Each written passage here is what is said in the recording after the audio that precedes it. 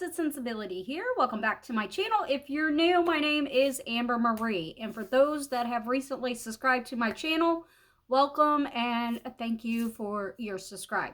For those that are just now seeing this video, don't forget to hit the like button and the subscribe button. So today's video, I'm going to be talking about some vintage perfumes that I have in my collection. I don't have a very large selection, but there are some that I think are absolutely beautiful. And if you are into vintage scents, you will definitely find one of these you should be able to like or love. For some reason, over these past 17 days, I've been thinking, what type of video did I want to do? And for some reason, I have not talked about my vintage fragrances since like 2018 when I started my channel. And I feel like they often get overlooked. But I'm starting to see something occurring in the fragrances that are now being offered. I feel like they're becoming more and more synthetic. A lot of these big companies are saying, oh, well, we're giving you the top of the line, the highest quality. And when I smell the fragrance, I honestly feel like it's not really the highest quality, especially when you compare these to some of the vintage fragrances, which I feel like those have more high quality ingredients in them. So I have them split into three categories. I have kind of what I feel is a winter collection, one that is kind of summery, and then a spring collection. So I'm going to go ahead, since we're in February, I'm going to talk about the winter ones first. So the first one is Oud Shalamar. This is an absolutely stunning, I love this fragrance. If you really enjoy a balsamic scent, this is the one fragrance, even though it is vintage, it truly smells like they use the highest quality balsamic ingredients in it. I love this. And it does have a beautiful vanilla note in there. But the most dominant note in here is definitely that balsamic, warm, cozy, kind of resinous smell. One of my favorite balsamic scents. The next one is, ooh, this jewel right here. I talk about it quite a bit actually on my channel. And it's just because I think it's an absolutely stunning vanilla fragrance. There are some out on the market that I feel kind of go neck and neck with it, but I feel like this fragrance itself is truly a beautiful fragrance, and it is vanilla filled. This never gets old. I have repurchased several bottles of this one. This is one that I would continue to buy in my collection.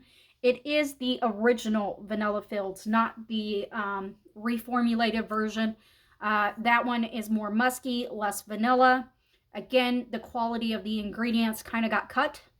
So if you can get your hands a hold of this little jewel right here and you love vanilla, you will, wow. It's so beautiful. This is a fragrance that my mother wore while I was growing up.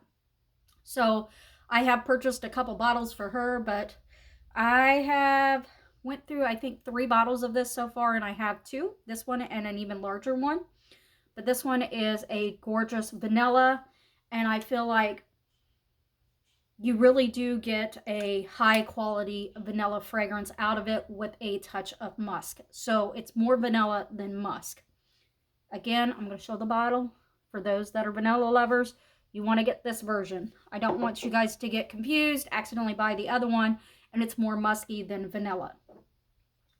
Another one that I have here, I do believe this was one of Queen Elizabeth's favorite fragrances. She had 2 of them, and this, I believe, was one of them, and it's Le Huguet Bleu. And this one is by Guerlain. This one, although it is a synthetic note in there, is a powder bomb. I sat here and I thought of it many times, and I'm like, honestly, there's nothing besides some florals in there.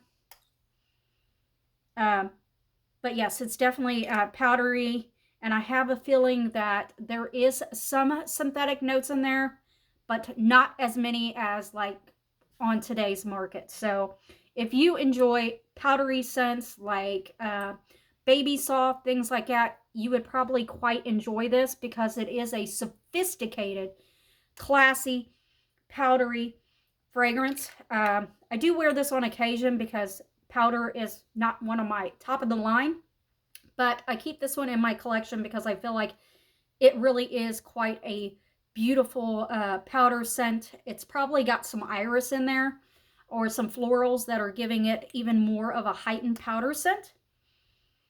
But it's not like the talc powder or like baby powder like Johnson & Johnson. So this one was definitely worthy of putting in the collection or in this video.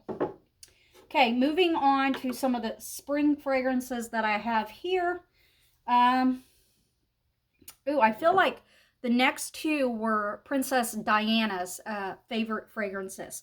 So this is the one that she wore on her wedding day, and this one is Coca La Flor. If you like florals, you will love this one.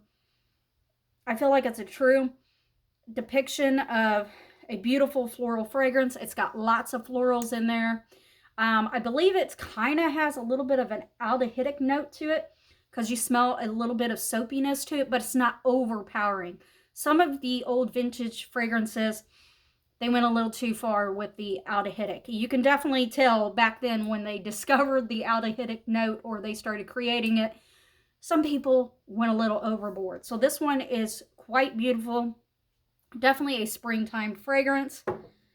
The next one, this one is absolutely gorgeous. And it is 24 Foamberg by Hermes. This is an eau de toilette version, but guys, this thing lasts all day long.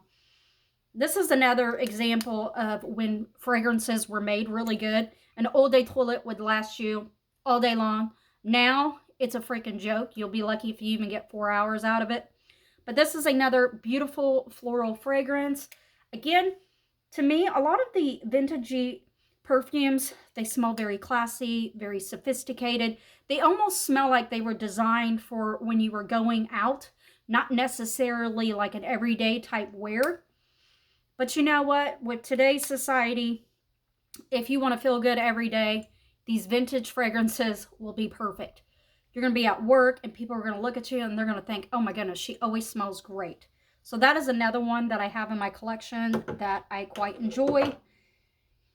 And then the next one, or the last one from the spring, in my personal opinion, is probably the best, like orange blossom.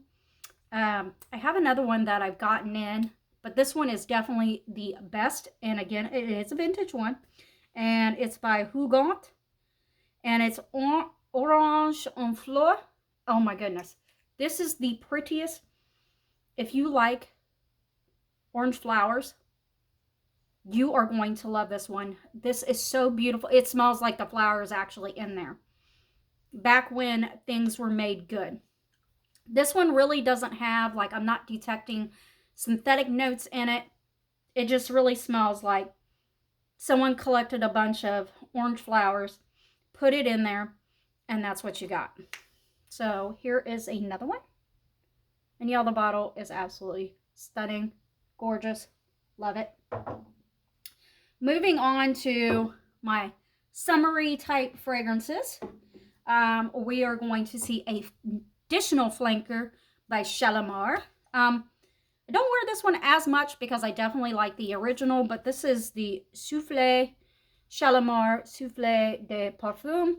And this one is a little opposite of the original Shalamar. So if you're not really, you want a Shalamar and you're not really into like the resiny balsamic, this one would be quite beautiful. It's more of a citrusy, easy to wear. I'm picking up maybe like a tinge of powder. It's very, very soft, but it's quite beautiful. Again, it's a warm weather flanker of the original Shalamar, but it's gorgeous. The next one is Supra, which I actually do have this one up for sale, and it's not because it's a bad one. It's probably the prettiest Supra that I've smelt as far as the combination goes. I'm just not really into Supra fragrances. They're a bit too bold for me, so if you're one of those ones that like bold fragrances, I would definitely check out this one. This one is Bas à Versailles. by Jean Desprez. I don't know. And this one is also an Eau de Toilette, but it's a beast. It operates like an eau de parfum, and it's an exceptionally good Supra. But I also pick up on a little bit of powderness there. And like I said, I do enjoy the Le Huguet Bleu a little bit better.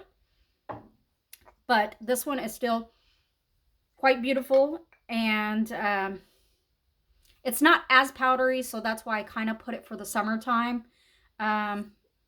So yeah, there is that one. And then the last one for the video is in this lovely old style bottle. Guerlain used to make them where you could get refill bottles. So I'm going to go ahead and pop this one out. And I know I have some more. So if you're really into like vintage, Guerlain is definitely a good house to check out. They have some beautiful classics that obviously they still stick around and they still sell because they smell really good. This is the Misuto. Again, in the Eau de Toilette. This is one of the refill bottles. And this one's citrusy, but this one really, like, this is the one that I would say a company, once they discovered the aldehydics, they really went overboard on it. But I know there is people out there that like them aldehydic notes. And if you do, this is definitely one for you. I tend to wear the aldehydic ones with that note in there, synthetic note, more in the summertime. But yes, so there are some of the vintage fragrances that I have in my collection. Let me just run over them real quick. We have the original Shalamar. We have the original Vanilla Fields. Le Huguet Bleu by Guerlain.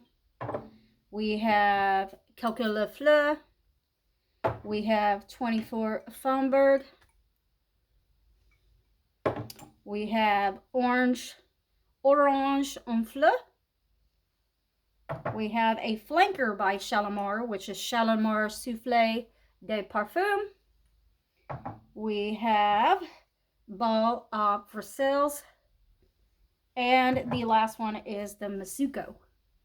So there you go, guys. I hope you guys enjoyed this quick little video on the vintage perfumes that I have in my collection. Just a note, not all vintage perfumes smell good, but there are definitely a handful that smell exceptional, and that's why they continue to sell to this day. And if you are looking for a sophisticated fragrance, something that's classy, sophisticated, makes you stand out, check out some of the vintage fragrances. You may have to get samples to find which one is going to be right for you. But these are the ones that I keep in my collection because I quite enjoy them. And I feel like there's a time and a place for these. I don't recommend, if you don't have a large perfume collection, going out buying all these. Just find which one works best for you and you will be good. So thanks for watching this video, guys. As always, happy perfume shopping. Bye, guys.